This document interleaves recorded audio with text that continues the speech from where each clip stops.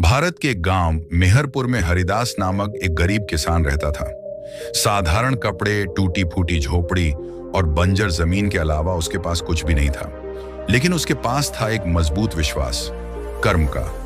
वह मानता था कि किस्मत कोई आसमानी तोहफा नहीं, बल्कि इंसान के कर्मों का परिणाम होती है। गांव में बहुत से लोग थे जो हरिदास को ताना मारते थे, कहते, तू कितना भी मेहनत कर ले, तेरी किस्मत ही खराब है। लेकिन हरिदास मुस्कुराकर कहता, अगर मेहनत की आग हो तो किस्मत भी पिघलती है। हरिदास के माता पिता बचपन में ही गुजर गए थे। किसी तरह बचपन यतीम खाने और मंदिरों के सहारे बीता। फिर गांव की एक वृद्ध महिला ने उसे गोद लिया और थोड़ी सी जमीन दे दी।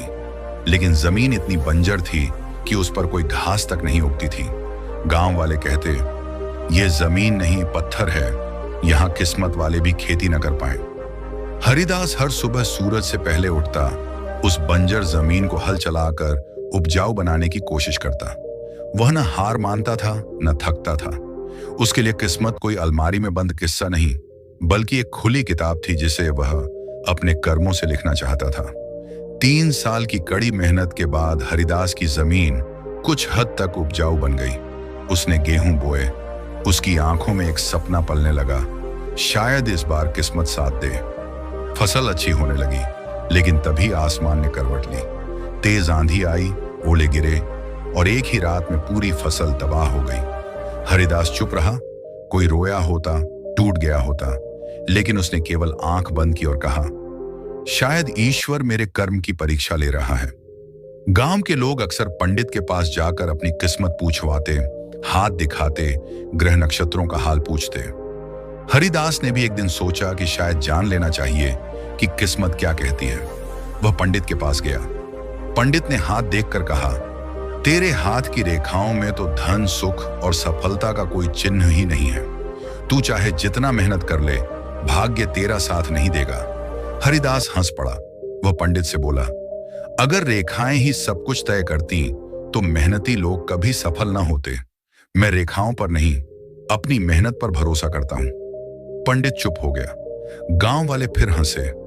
हरिदास पगला गया है, अब किस्मत से लड़ने चला है। कुछ समय बाद हरिदास ने एक पुराना कुआं खुदवाना शुरू किया। लोग फिर तंज कसने लगे, पानी जमीन में नहीं, किस्मत में होता है। लेकिन हरिदास लगातार खुदाई करता रहा। कई हफ्तों की मेहनत के बाद उसे पानी मिल गया। वह खुशी से झूम उठा, जैसे खुदा ने खुद आकर उसकी मेहनत को सलाम किया हो। अब पानी मिलने से हरिदास की खेती सुधरने लगी। वह फसलों की वैज्ञानिक विधियों को अपनाने लगा। शहर जाकर कृषि केंद्रों से जानकारी लाता, नए बीज खरीदता और धीरे धीरे उसकी जमीन सोना उगलने लगी। हरिदास की सफलता देखकर कई गांव वालों को झटका लगा। वे जो भाग्य का रोना रोते थे, अब हरिदास से पूछने लगे, भाई तूने क्या किया? हरिदास मुस्कुराकर जवाब देता, किस्मत वहीं बदलती है जहां मेहनत का पानी गिरता है। अब वह दूसरों को भी प्रेरित करने लगा।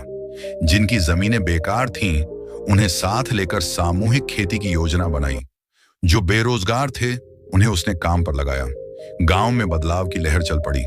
एक साल फिर गांव पर संकट आया। मानसून फेल हो गया, आसमान सूखा रहा, फसलें मुरझाने लगीं।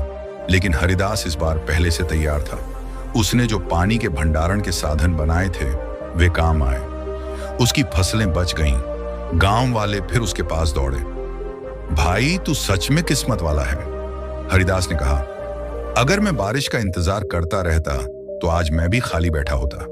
मैंने सोचा, बारिश मेरी किस्मत नहीं है, लेकिन पानी इकट्ठा करना मेरा कर्म है। हरिदास ने गांव में एक पुस्तकालय भी खुलवाया ताकि बच्चे ज्ञान से अपनी किस्मत बदल सकें। उसने स्कूलों में जाकर बच्चों को भाषण देना शुरू किया। बच्चों, अगर कोई कहे कि तुम्हारी किस्मत खराब है तो मुस्कुराकर कहो, मैं मेहनत से उसे ठीक कर लूंगा, क्योंकि कर्म वही औजार है जिससे किस्मत की तकदीर तराशी जाती है।